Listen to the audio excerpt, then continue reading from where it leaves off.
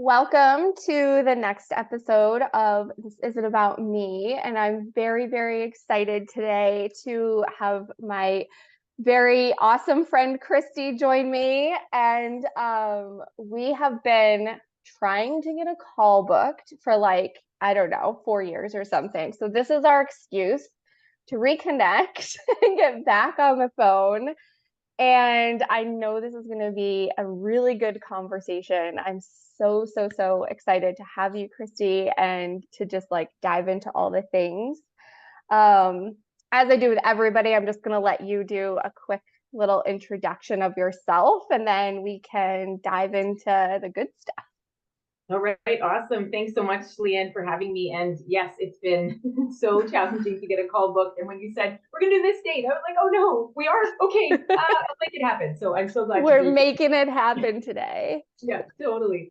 First and foremost, I mean, I'm many things. I have many balls juggling in the air. There's many pieces of who I am. As far as work goes, I'm a speaker, author, and educator. So I've got two adult self-help nonfiction books that I've written, and I've got four children's books.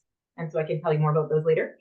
I speak on stage, I speak virtually, facilitate sessions to organizations around health and well-being and diversity inclusion, primarily 2S LGBTQI plus related. Don't have to remember that big long acronym. That's a lot of letters. A lot of letters. Yeah, we can get into that later. I'm many things though. I'm a mom. I play hockey, so I'm a hockey player. I run my own business, and there's lots of different aspects of me and who I am. And I actually really love our connection story because I don't know. You're going to share about that, or do you want me to? Feel free. Yeah, feel free. Go ahead. I want to hear what you love about our connection story. we were at a conference in Kelowna, BC. The title of the conference was Shine, and you and I ended up at a table together. And actually, I think even before that, I was on stage at one point sharing a very vulnerable story about my life and some challenging stuff about my coming out with my mom. And it was really emotional, and I was crying. And I came back to the table, and I remember you consoling me and having a chat with me. And then shortly after, a song came on that reminded you of your brother, and you were crying. So then the two of us were kind of there supporting each other, and it became this really beautiful connection. And it just felt like the right thing. And I think that's what brought us together. Yeah, I love that. I have the worst memory ever, so I definitely did not remember all of those details. Okay. But I remember being at that table very clearly, and I remember the day that we met, and I remember just the feeling when we met and just being like, I just love this person. It's just like an instant sort of connection and comfort, and that's what I remember about it. So thank you for reminding me that we were both crying that day. And I talk a lot about how I cry all the time, so it's not surprising. No, I love it. We had that moment of reflection. We could support one another through those tears and very different situations, but it felt like this is a friendship immediately. This is great. Yeah, I love it. And here we are, 5 years later almost. This is so fun. I love it. Totally. Well, thank you for that wonderful introduction. You are many things, very multifaceted human. Yeah, I think I'm just gonna dive right in. And I know, so we talked briefly before, but when we met 5 years ago, you were a health and wellness coach, right? And you've had this big transition over the last 5 years of doing more of the inclusion coaching or teaching. Also, by the way, I have one of the children's books. I did not know you wrote 4 books. I have the first one, I think. It's so fun. Okay, cool. And used to read that to the boys. It's been packed up now. I don't even know where any of our books are anymore, but I used to read it to my boys all the time.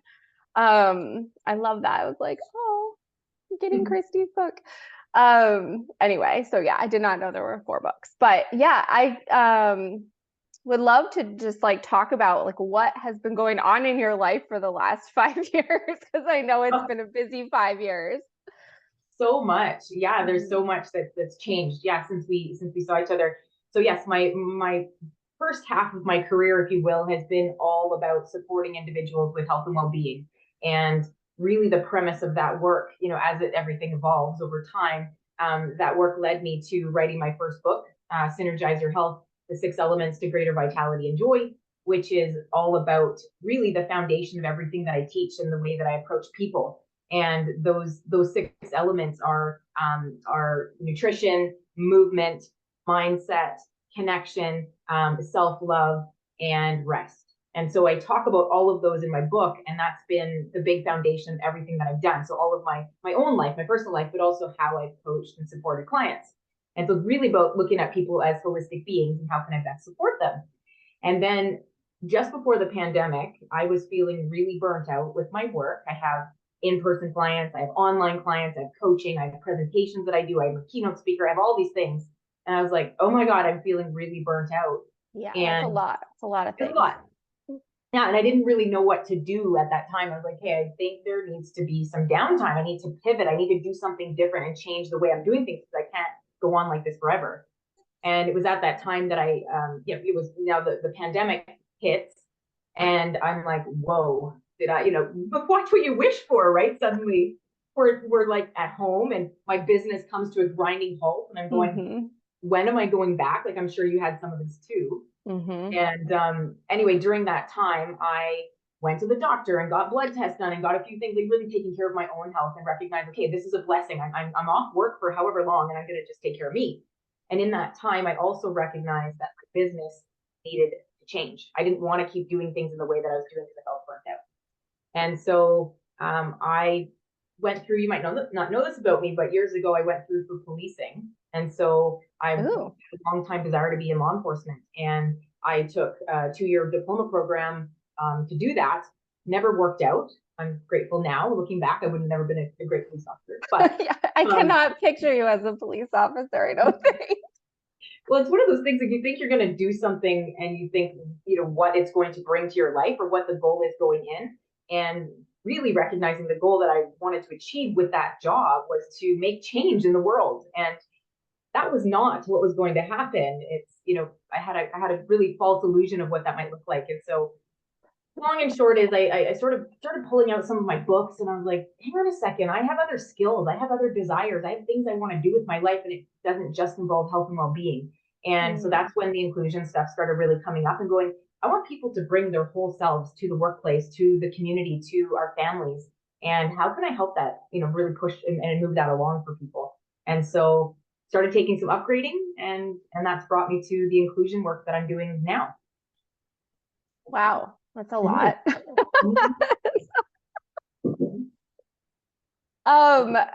What do you mean in doing some upgrading? Oh yeah. So when like what does that look like in your world? Yeah, I recognize that I have, we all have our own experiences of what we can bring to our work. And I think for me, what I recognized was that it's one thing to have personal experience, but it's also, we need to have the knowledge to back it up. So I can't just come in and do a presentation from my own perspective and, be looking as a victim or only sharing my stories, because that's not what it's all about. It's about, having knowledge about what's everyone really dealing with at the end of the day. And so there's a what do you call it, certifying body here in Canada called CCDI, and they're the Canadian Center for Diversity and Inclusion. And I heard of them. And so I looked them up and I found some courses that were totally in line with what I wanted to do. I was like, yes, that's it. And so I registered right away. I think it was like $700 or something to take these 5 modules and get a certification. And then I continued on like taking courses all along the last 3-4 years to continue to upgrade. So, yeah. That's very interesting and very cool. And like, that's cool that they have that available.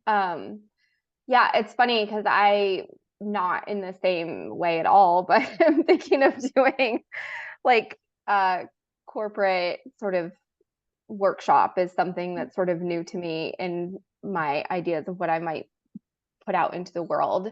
And it's same, like, I'm like, how do I get this, like, this sort of like credibility, and like, how do you then go into a corporation and be like, I am qualified to teach this to the people and, and hold that space and like do that, be qualified to do that. So yeah, that makes a ton of sense. So I'm just starting down that path of like sort of formulating what that looks like and how to sort of, I don't know. I don't even know if it is a certification or what it really is. The idea is I want to do workshops around numerology because similarly, but different, obviously like different vein, but similarly, when I started learning about numerology, I was like, this is such a like powerful tool that corporations could use kind of similarly to what you're saying in like in owning the fullness of yourself and understanding yourself in a different way based on your numbers and bringing like how great would the workplace be if you could just operate in your zone of genius and not feel like you're like you have to fit in with everybody else and like, oh, the person next to me, you know, expects me to deliver this thing based on spreadsheets and I should do it on spreadsheets when really like you're a person who's really creative and wants to like draw it on a notepad or something. And it's sort of like frowned upon that you're like that. But how cool would it be if we could just understand that that's the way your brain thinks and that you like to draw things out and the person next to you likes to do it on spreadsheets, and how cool would it be to have that knowledge to work together better instead of like forcing against each other and like being like my way's the right way, my way's the right way. Right? Well, and accepting that we're all different, and then that's the thing, whether it's how we learn or how we facilitate or how we coach or whatever it is, we don't all have the same template. And so I think you're right when you speak of it that way. But back to the idea of upgrading, I don't know, you know, obviously it's different depending on where you live, but now with the internet, we can sign up and take any kind of courses anywhere we are, right? Yeah. Which is this beautiful gift. But for me, it was going, okay, what skill set do I already have? And how can I don't have time to go back and get a degree or a BA or any of that, right? Like I just don't have time. And so what can I do that rounds out my skill set that gives me that credibility? And that's really the approach that I took with going into the inclusion work. It's like I've already been doing a lot of this work my whole life, but how can I really refine what I know so that I'm credible and can take it into the workplace, right? Like corporate. So yeah. So you do that as you do facilitate it as workshops, right? For in the corporate world and anywhere, everywhere they'll take you. Yes and no. It's always an interview though, you know, as much as it is when you go for a job interview, it's the same, you know, whether it's a coaching client or whether it's a, you know, working for an organization and providing education or facilitation, there's always got to be that good fit. And you can tell, I'm sure you can tell this, you know, when you're having interviews, even for your podcast, who am I going to bring on? There's got to be a gel there. You got to feel it, right? And so I have had one experience over the last, I'm going to say it was last spring, I think. I was working for an organization and everything leading me to actually facilitating the work was really challenging. And there was lots of red flags, but I was new in the field in this way. And I really wanted them to hire me. And I felt this sense of attachment to the job. And it was the most challenging contract that I've ever worked. And when it was over, I was like, I will never do that again. Like I will recognize the red flags and not take on everybody, right? So yeah, that's the challenge of being a self-employed person, right? There's like you sadly have to just sort of learn those things and like have those obnoxious contracts or those people. I've had a few of those myself where you're like, are you serious? Like, can't you just trust me to do the thing you hired me to do and not like make it so difficult? That's it. You bring me in and you ask me to do what I do, but then you tell me how you want it done. So then I'm not working in my zone of genius anymore. I'm doing what you want. It's just a mess. It's just a mess. So we can't do that. No, yeah. I've had a few of those, especially I feel like sometimes in the corporate, I don't know, it's a weird space, but I had a few of those.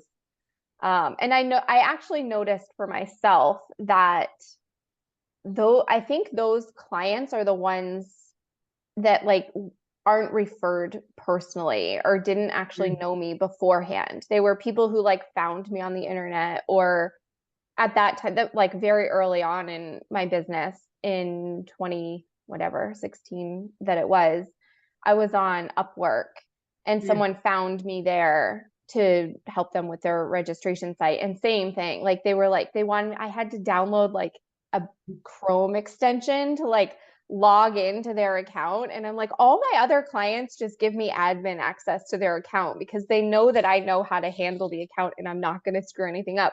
These people wouldn't even give me my own password. I was like, wow. Seriously? Like, you won't even, like, I didn't even have my own login. I couldn't have a password. I'm like, this is ridiculous. But it was good sort of learning. And I think I had maybe one or two of those where they were people who weren't referred. And I think the referrals really make a huge difference. Like if you're brought in, even if you don't know the people and you're referred to them and they're like, Leanne's the best there is at this, then they automatically are like, okay, take all my stuff. Take the admin. I trust you. Take the admin login and fix our account and make it better. And those are my favorite clients where they're like, we don't care, we'll pay you whatever, do the thing you're smart at doing, and we're good, you know? That's right. Yeah. You talked about the zone of genius. Have you read the book by Gay Hendricks, The Big Leap? No. I think you have to read it. Oh my gosh, you have to read it. It's a fantastic book. You have to put it in your show notes for your listeners because I think I might have the book. I just you need to read it then. It's a fantastic book, and it talks exactly about that. What are upper limits, and where we can do work that we're good at and we can do, or we can do work that lights us up that we really love. And when we do that, we actually work in our zone of genius, meaning we're good at what we do and we love it. So there's like this marrying of both instead of just doing things because you can. And so anyway, you've got to check out that book, and your listeners would love it if they're into this kind of thing. Yeah. I think that, those are all my people. I feel like probably all my people have already read that book. I'm just like the worst. This is a joke with a friend of mine. I'm like, I get about halfway through a book and then I like quit on it. I'm like, I'm like I hated reading. I probably didn't finish a whole book until I was in like, I don't know, 9th or 10th grade or something. Like I hated reading. And now I will constantly have like 6 books that are going and they're all like half read. And I'm like, I read the first half of that book. Well, finish The Big Leap because it's really good. You'll okay, I will find it because I'm pretty sure I do already have that book, which is ridiculous. Cool. Crap, there was something that came up while you were talking about The Big Leap though that I was thinking of. Oh, yeah, I was gonna say that I remember doing an Instagram post like sometime I think last year, even maybe the year before, that was like, just because you can do something doesn't mean you should. And the same thing of like, there's a lot of things I can do. I am able-bodied and I can do a lot of things, but it doesn't necessarily mean that I like have to or that I should do those things, right? And like sometimes just because you can doesn't mean necessarily that you should, and that's the best choice for you, right? That's right. Right. So absolutely. I love that. Actually, I feel like I was just thinking about resharing that. I need to reshare that one again. Maybe it is. So amazing. So talk to me about like what the journey has been. And I know one way we were going to talk about we talked about potentially going in this conversation was talking about pronouns, which I'm totally would love to have that conversation because truthfully, it's not a conversation I probably ever had with anybody before. And so I thank you publicly for being open to having this conversation. And I mean, I'd love to just sort of like hear from you, like what that journey has been and what you've found in sort of switching from she, her to they, them, and sort of dive into that if you're open to it. Sure. Yeah, totally. So just I'll give you the backstory. I think it's good to just kind of start at the beginning. When I was a kid, I've been challenged by being misgendered from a very young age. So the first time it happened, I was 7. I was out with my dad, and he's a self-employed transport truck driver in Ontario, Canada, and he took me out in his truck for the day. I was wearing like a dirty old t-shirt, it's a dirty job, had like cut off jean shorts and short kind of straggly hair. And we got out of the truck and went into one of the job sites to use the washroom. And when he walked in, this guy stands up behind the desk, and my dad says, do you have a bathroom we could use? And the guy says, oh, for your son. And my dad says, note for my daughter. And they both had a bit of a chuckle and kind of exchanged glances. And in that moment, I was like, what makes me feel comfortable in my body and in myself obviously makes others uncomfortable. Mm. And so it was a really big eye opener at 7 going, oh, okay. And so I've navigated that for most of my life. And in fact, I've been misgendered, right through like high school. I've been challenged by one of my friends, brothers in high school. I was hanging out at their house. We were doing a sleepover, and her brother was basically taunting me, saying, "You must be a guy. You have a guy's voice. Why? Are you sure you're not a guy?" And he was really like digging in. And so these are like these little things over my life that I'm just like, am I supposed to be a certain way? People see me as being a certain way, but then it's all very confusing because I don't feel that way. And so anyway, most of my life has been these challenges. And so, after a while, it kind of wears on you. You question, I'm born female. I'm born, doctor says, yeah, you have a girl. I have all the female body parts. But as a person and how I display my outward expression of gender, so my gender expression is very masculine. You've met me. My body's like, don't have really hips. I wear men's clothing. I have short hair. But I have this very feminine side of myself as well. And so over the years, it's been challenging to marry the two and go, how can I be both and not be feeling ashamed of that? And so after I wrote my second adult self-help book called Dismantling the Obstacles to Workplace Inclusion, I wrote that book to go with my facilitation work. And when I wrote the book arrived through Amazon. They give you a proof. So you order a proof and then you get to look at it and see if you like it and you want to make any changes. So the proof arrived in the day, and I flipped through the book. And that night going to bed, I'm sitting in bed with my wife, and I got the book in my hand, and I said, guess what? And I started bawling, and she's just like, what's going on? And I said, I got my book today. She's like, yeah, I got it. I see you got your book. Like, why are you crying? It's such a big deal. Like, it's good. And I was like, no. And I come to the realization that I put all of my stories out there, all of my challenges, all of my thoughts. And what I came to realize is that I'm not she, her, and I never have been. I've always been they, them. And they, them, if you're not familiar with pronouns, they, them indicates an individual who identifies as both male and female, or masculine and feminine, or they identify as neither. They're just simply themselves. And so that it hit me, and I was like, oh, I'm they, them. I've been they, them my entire life, and I don't love the term. I'll explain more in a minute, but I hope something else comes up and there's a better term to use. But my wife's reaction was, oh, I've known that for the 15 years we've been together. This isn't anything new. I'm like, but it's new for me. And I had this makes so much reaction. Sense. Yeah, it was really hard. So that's really where that journey has led me. It's been a lifelong journey, but I finally came to the understanding myself that I don't want to feel ashamed of who I am anymore. And so why do I need to? If you think I look masculine one day and you call me ma'am, and the next day someone calls me sir, why do I care? It doesn't matter. Yeah. And so that's the story. Wow. I love that story. I'm just thinking I've just of my own, just relating, but I'm like, that's sort of how I felt when I learned that I was an empath a couple of years ago, where like all of a sudden, and I know this was something we kind of touched on before we were recording, but like the power of having the words, and like all of a sudden I was like, this explains so much of my life. And it's like so like groundbreaking, right? Like it's like, and everyone that looks at me is like, obviously you're an empath, like clearly, like similarly, like it's not that like earth shattering to everyone else, but when you finally find the words that seem to fit, or you have those words, or you have that like the explanation, or the like the validation of like, oh my God, this is who I've been my whole life, and I never had a word or a title or an explanation for it. It feels incredibly profound, and it's life-changing, I feel like. I love that. It's so freeing to finally realize. And you know what's interesting? There's always controversy on, oh, do we need to name things? Do we need to put labels on people and things, right? There's a lot of controversy around that.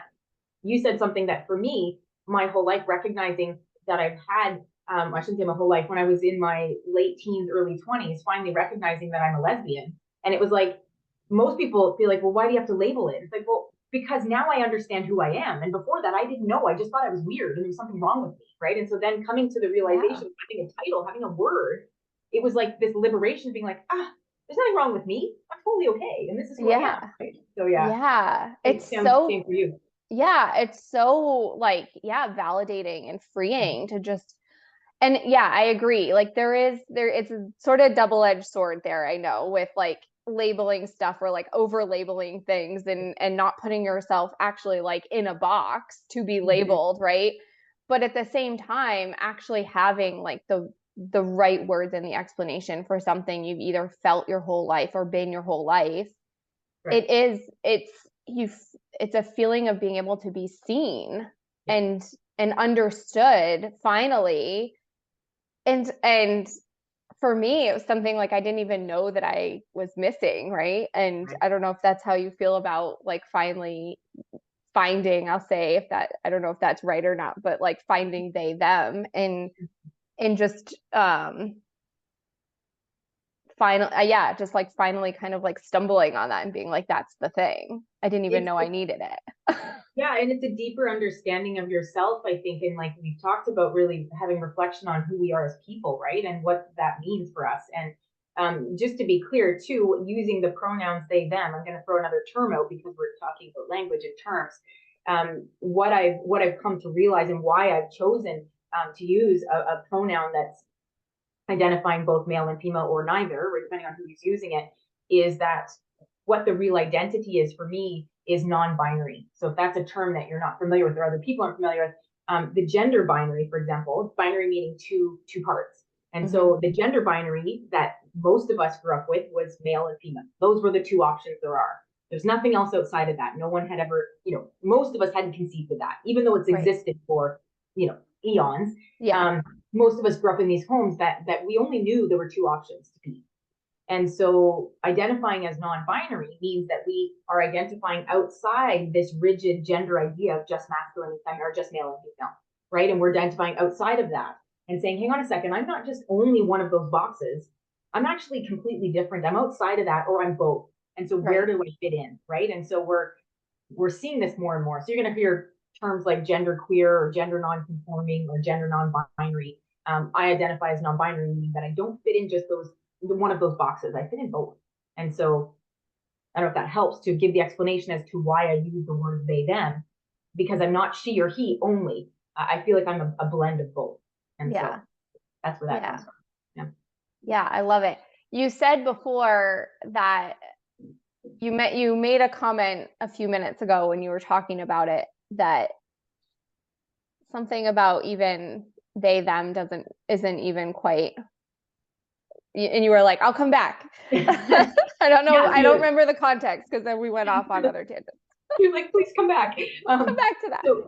So they, them, so when I'm, especially when I'm presenting, or even if I'm using the pronouns they, them to individuals like in the community or in the world that I'm connecting with, a lot of people, and myself included historically, they, them has always represented a group. And so in the English language, people use the word they to identify a group of people. And so when someone identifies individually with the pronouns they, them, it can be very, very confusing because people suddenly go, well, that doesn't make sense because it's a group of people. And it's like, well, yes, it is. But it's also, let's give an example here. Let's say you walk out in the front yard and somebody walks along your street and drops their cell phone and you go pick it up and you pick up the phone and you're like, oh, I wonder who this belongs to. I wonder if they're going to come back for it. I wonder who they are. We're already using that in the singular when we don't know who somebody might be. And so I don't love it because there's this controversy of like, is it a group? Is it a singular person? But right now, this is what we got. And so I think things will continue to evolve and more words will come and I'll adopt the one that's best for me at that time. And I think we're just always evolving. We need to recognize that. Do you have any like inklings or ideas of anything? Have any other things landed for you that you're like, this could be? Any other ideas? There's another set of pronouns that's come out of the trans community that's Z, zers. So it's Z, zers, so it says Z. And that didn't feel quite right for me. And I just didn't really resonate with it. So there are other things out there. There are other options out there that people are using.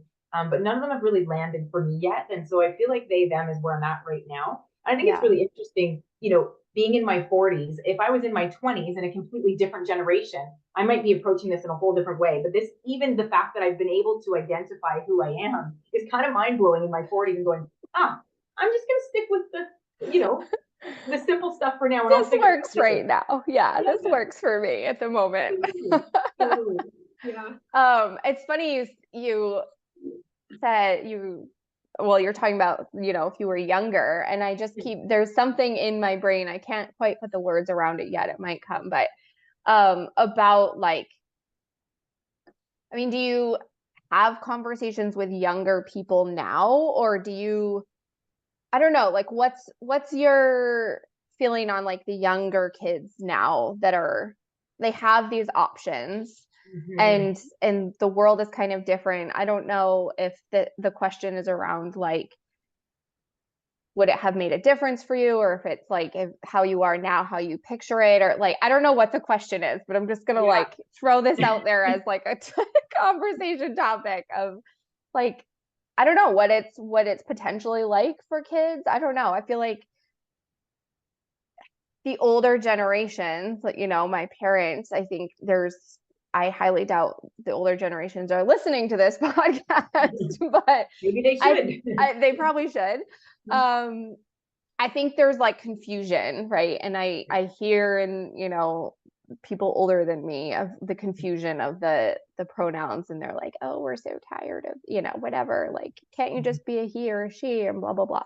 That's right. So I think the conversation is important of like what this means for younger kids or people, or I don't know. I'm just curious your thoughts.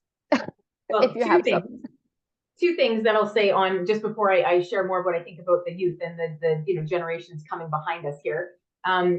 One thing we were talking about, older generations having this idea of like, why can't you just be this or that, and like kind of having very rigid ideas of the world. There's also a lot of misconception around just sexuality in general, thinking that you can catch being gay, right? That's something you can catch. If you're hanging out with people that are queer, suddenly you're going to be gay too, right? I know. It doesn't work like that. I know. Right? It's not, I don't understand. I'm a Libra, so I'm just like, I always see like both sides. I'm like, I don't know. I'm just like open to all of it. So that it doesn't make sense to me. I've always sort of laughed at it, but it's laughable to me. I don't know. I don't know if it's laughable to you, but it's like, really, like, come on. It is until it's hurtful or discriminatory, or someone's taken physical action on another, and that's when it becomes like, it's not funny anymore. But the other thing to say is that there is no gay gene. We're not born, with some gene that makes us who we are. It's a combination of many factors, and research is still unclear about how we become the people that we become, right? And it's like they look at the environment, they look at our hormones and our genes and how our parents, sperm and egg like connect. Like there's all these things that they're just really not clear about. But the point is, I think that at the end of the day, it's just being respectful for what people are telling you and just respect their choices. That's it, right? I think also because going back to the kid thing, I have a 9-year-old. How old are your kids? 7 and 10. Okay, so right around my son's age. Right, the same. Yep.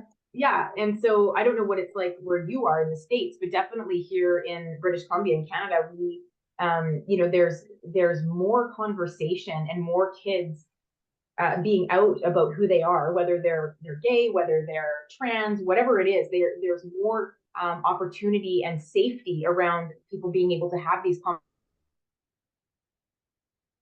conversations in our communities than there ever have been. And so I think, if I had been able to talk about my feelings of what I felt at 7, then I probably wouldn't have struggled with all the things that I struggled with my whole life of, anxiety and anorexia and like, running my body into the ground, all the things that I went through because I couldn't be myself. I just suppressed myself and hid. And then when I finally was able to be me, it was like so liberating. And I was like, I am not hiding anymore. But if I could have done that like at 7, 8, 9, or 10, I probably would have lived a totally different life. And so, does that answer your question? Yes. Yeah. I'm your just kids talk to you about this kind of stuff or no? No. And I mean, I guess I would take advice. I don't really exactly know really what to say to them, I guess. I'm not scared of the conversation, but I don't know really like how to say it or what to say. Every once in a while, they'll like my older one will be like, wait, boys can marry boys or girls can marry girls, or and I'm like, yeah, like if that's what you like, then that's what you like, but it's sort of weird for them, right? They come from a traditional male Traditional family. female family, and so that's what they know, and their grandparents are male female, like Yeah, that's it's right. very traditional. And so I our pediatrician actually just told me that like now is the time, with especially with our older one, to start like having conversations, because now is the age where you still have like some things. Right. But you don't know it all. But in like by the time they are about like 12, you start like you don't know anything, like you now know nothing about Right. life or the Mom's not. world, and like Right. parents don't know anything and they know everything. So I'm actually in a place right now where I'm very consciously like trying to have more of those conversations, especially with my older one, and just sort of like trying to open his world a little bit. But it's not something, like I said, that I'm super knowledgeable about. I think to one thing to take away, if I'm, giving you and your listeners something to think about, our actions speak louder than our words. And so if we are taking action to be, allies and be supportive of all individuals, then that shows our families and people that we're around, right? And so we can have conversations, absolutely. And yeah, they're important, but also just watching your actions, and how you are inclusive, how you act in the world, how you interact with people that are different from you, those kinds of things, because they're watching, right? They're always watching us. Yeah. So I think that's the big takeaway, is just, do things with the awareness that your kids are watching you, and how do I want to act? How do I want to be in the world? And yeah. Can I ask you a question? Mm. So I do remember being at like the grocery store one day, and I don't remember what, but one of my kids was like, "Is that a boy or a girl?" Like the cashier or something. And I didn't know, I mean, I didn't know the answer, right? Like I didn't really know what to say. Um, and I think I said, I'm not sure. I don't really know. But some of those questions, I think sometimes I'm like, I don't know what I'm supposed to say right now, right? And it was, I think probably a female that looked like a boy, right? And so I don't know. Any thoughts or advice or? Yeah. I mean, your answer was great. You're just like, I actually don't know. And if you said it just matter of factly, and you were very clear, being like, it wasn't a joke, it wasn't like you were trying to tease or taunt, you were just like, I actually really don't know. What do you think? And then they could have a moment to reflect and be like, well, there's all kinds of different people in the world, and just to carry on, like we have to quote unquote normalize those experiences so that they don't feel like, oh my goodness, you know what I mean? Because Yeah. that's when the kids take it like, oh, this is weird, there's something wrong with it, right? I mean, and then they take it out of context. So we're just very matter of fact, and we're like, actually, I don't know. And some, I mean, maybe not so much in the US, I don't know, you can tell me, but we're starting to see more name tags with individuals' names on them and pronouns. So we're starting to add them. So in that instance, let's just say you happen to notice the cashier's name was something, generic like Corey, that could be male or female. And maybe they had pronouns on there that were they, them, potentially. I don't know. The conversation now could change to be like, oh, they identify as they, them. And so, they're potentially non-binary. And the kid might say, oh, now what does that mean? And then you have that whole conversation. Let's talk about that more later. And we'll, whatever. But I think being open to letting them see for themselves, what do they think? And why does it matter? At the end of the day, the cashier did a really good job. Their customer service was great. Does it matter? Oh, it doesn't matter. And so I think it's starting to normalize, that there are different people in the world. And as we're children, you probably grew up, it sounds like, in a home too that was very heteronormative, that was very, only thinking one way. And it's like, we want to get our kids to think differently and think worldly, right? There's different people than just the people we live with. So anyway. Yeah, it's really interesting. And I feel like I love going out in the wild and seeing, even people with blue hair, or, like, just rocking it. yeah, and just being different and expressing themselves however they want to, I sort of love to see out there. And I love those opportunities for my kids to see that, you know, we're not all the same and we are all different. And of course, then they usually are like, can I have blue hair? Like, maybe we'll see. So much. But yeah, it is, I do love that it is sort of, I know it probably makes some other people uncomfortable, but I think, you know, like growth comes when we're uncomfortable, and it does provide us an opportunity to have those conversations with our kids, and it's uncomfortable for me too, and I'm still learning, and I really have no idea what the hell I'm doing most I don't know everything. I work in this field and I facilitate discussion and I help support people with what I do know. But it's like diversity, equity, inclusion is this huge topic and I don't know everything. And so every time I run a session, like even today, I don't know all the answers. I don't have all the answers, but you know, I'm open to learning. I have, you know, the growth mindset. I'm willing to be solution oriented and go, let's work together to come to some kind of agreement. Or you teach me what you know and I'll share what I know. And so we can come to a place together to learning, like better, you know, encourage our learning. And so I think that's a really good place to come from. And if you can do that with your kids, like be honest, I don't know, right? And what do you think? And then put it back on them and then have the conversations, right? I think then you usually get some real wild answers. Right? Yeah.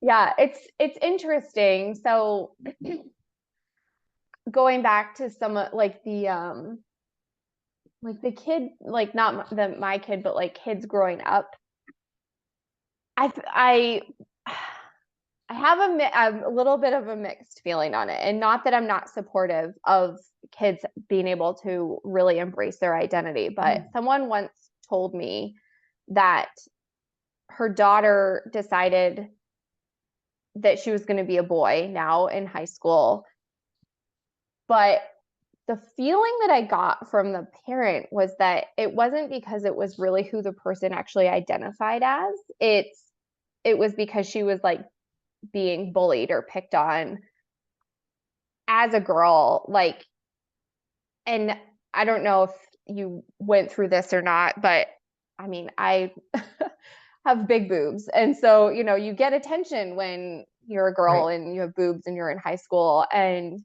it's uncomfortable and it's not fun. And I just like couldn't help but feel like, I don't know, I worry a little bit that like having the options, this girl is now deciding she's going to identify as a boy, but I don't think, it didn't sound like that's who she really was. It was more like because she was being picked on and being bullied or whatever, and it's easier to sort of like hide under a baggy t-shirt and jeans than it is to sort of embrace yourself as all of who you are. I don't know what the point of saying all of that is, but being a teenager in general with the hormone changes and like everything that goes along with high school, I hated high school. It was horrible. I for myself, I thought it would have been easier to be a boy as well. And it wasn't because I had big boobs. It was because I couldn't identify with my feelings toward others. And I was like, well, if I was a boy, I wouldn't be feeling like being attracted to women was a bad thing, right? And I'm feeling all this shame. Like just being a teenager in and of itself is challenging. That time in our lives is so hard that I can't say for this particular individual if it's right or wrong, if it's the best decision or not. But everybody's got their own experience, and I think as long as we can be as supportive as we can. I mean, I don't know what it's like in the States, and maybe you know, Leanne, or not, but we can't, in Canada, you can't decide, quote unquote, decide that you want to transition from the gender you were assigned at birth to another gender without like going through psychology, like a psychologist, and getting proper, you know, counseling and making sure that this is really what you want to do. Because once you make some of those decisions, you can't go back. Right. So is that the same in the States? I think so, but again, I haven't gone down that road. I haven't really, I haven't investigated, but I mean, I feel like it should be. I'm sure it probably is. I don't know, but who knows? Like sometimes we're weird in the States and we just let people do crazy stuff. it's like if it's a process and it's really well managed and there is a proper strategy around it, it can be okay and supportive. But if there's not, like you say, like it could be a life changing situation for this person, and that they realize 10 years later that that's actually not what they wanted, right? And so Yeah. every situation is individual, and yeah. Yeah. I think it's just so interesting, like just seeing the teenagers and the kids now, because Yeah. it is, I mean, in probably at some point that I would hope that girl or, individual, because I don't know Yeah. if she goes by girl now or not. Maybe she does, maybe she doesn't. But that person is going to get out of high school and be like, I don't need to do this anymore, or I do really want to continue down That's this right. path. That's right. And I know that her family is extremely supportive of all of it. So it was just more like it was interesting because I was like, there's an interesting psychological factor there too, right? And there's just like the bullying in high school can be horrible, and it's hard to. I had a really good high school experience, but it was still doesn't mean it wasn't like without its challenges, right? And it's still interesting being boy or girl or any person just trying to Gender get diverse. through Yeah, high exactly. school. And I do appreciate that, that it appears that kids are a lot more open, right, these days. And I don't feel like anybody, I don't know, I'm not in high school anymore. I feel like nobody really blinks probably at being a lesbian or being gay anymore. Not in the same way. Not in the same No, way. I mean, that makes me happy Yeah. for all those kids that hopefully they're not having that experience of feeling like something's wrong with me, something's weird. And hopefully I have a lot of hope for the future That's it. I mean, that's of it. the We're putting kids. our future in our children's hands, essentially, right? And going, okay, well, how do we want them to be in the world, and how do we want them to treat others? And we have to model that. And just on the whole school thing, my children's books, I got invited to my son's school. So he's in elementary school here, and the school's a grade K-7.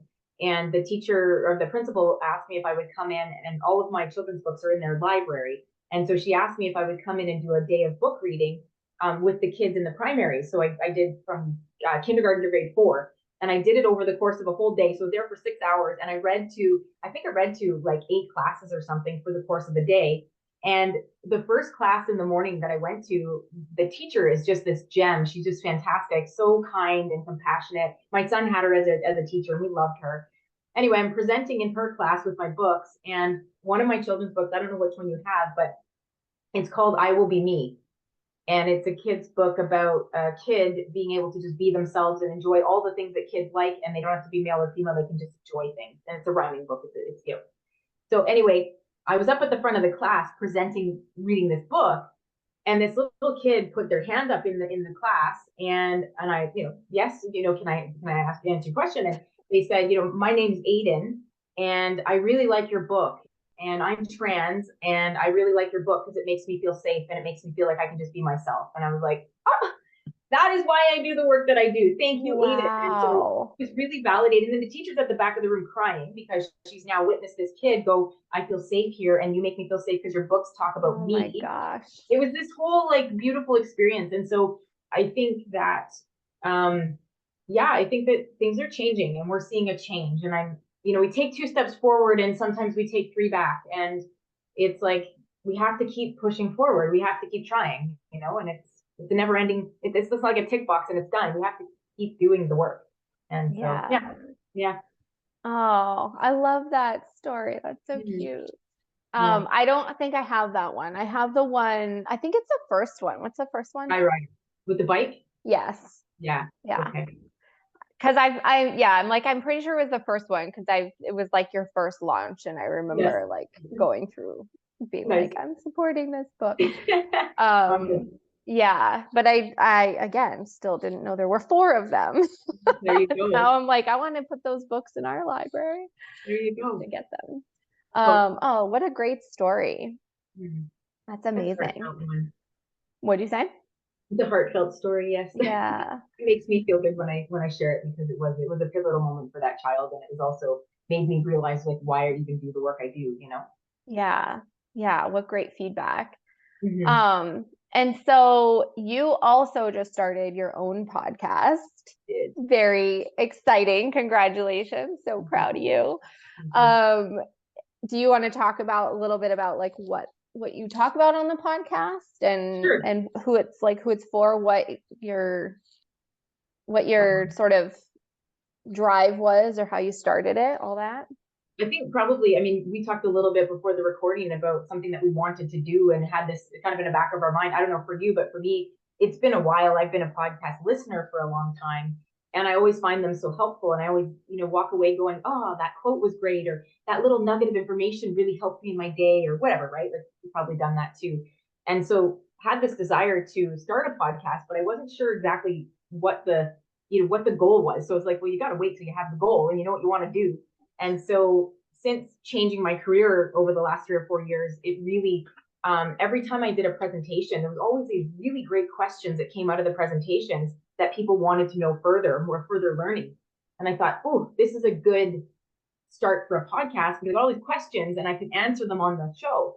And so I came up with the name, the Inclusion Evolution Podcast. So it's all about how to create inclusive spaces for 2S LGBTQI plus individuals and communities.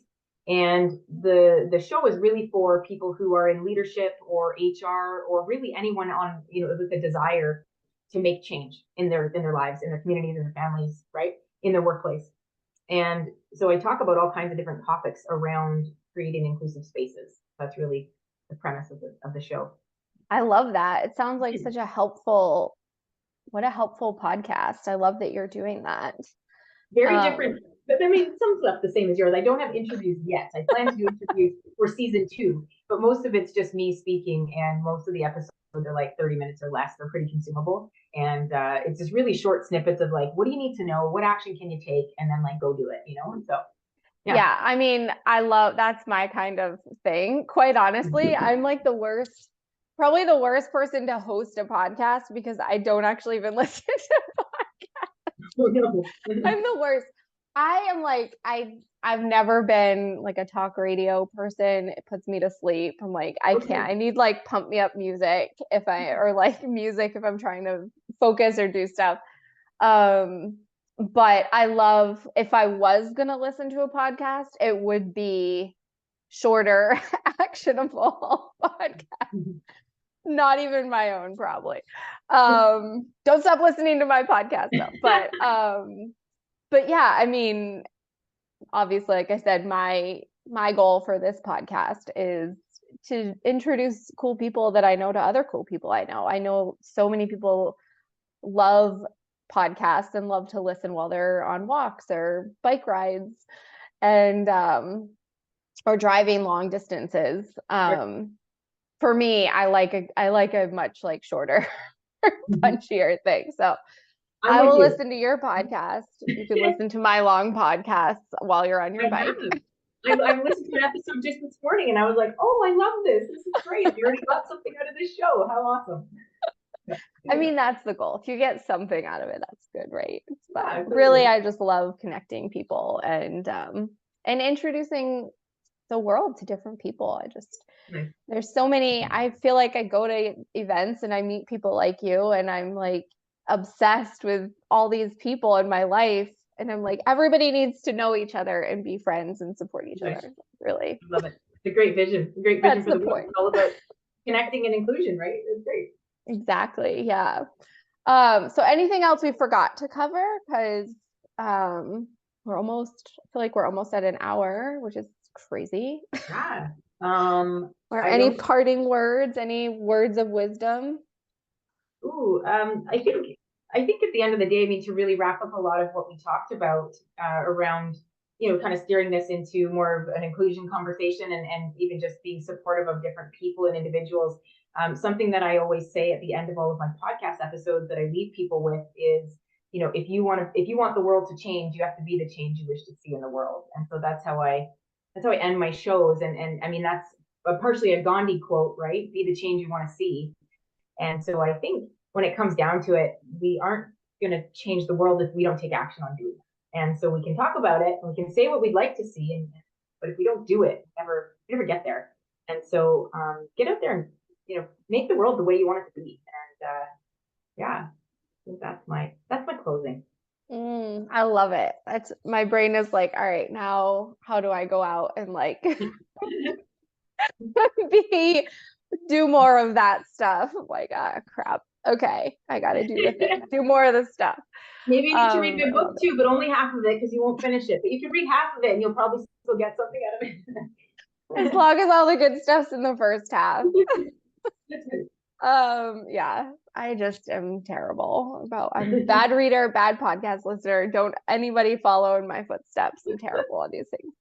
That is a beautiful way to end. And thank you very much for sharing your story and for being so open and honest. And I will echo what that child said. I feel extremely safe to be able to ask my questions and, have a conversation. I was quite frankly a little bit nervous to have going in just because it's not a conversation I've had before. And so thank you so much for allowing the learning and making it a safe place for me to explore and hopefully some other people to explore as well. And I don't, I don't feel like it feels comfortable. It feels safe that like nothing's sort of off the table. And I always appreciate a space like that. So thank you so much for sharing openly and vulnerably and being a safe place to ask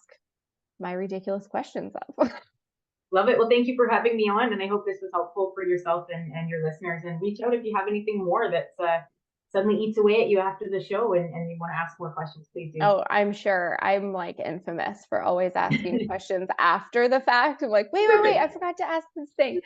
And I'll link all the books, all this stuff. We'll link all that stuff in the notes so people can easily get to all of your things and follow your podcast. And yeah, thank you so much. And we'll be back for another episode. Awesome. Thanks, Leah.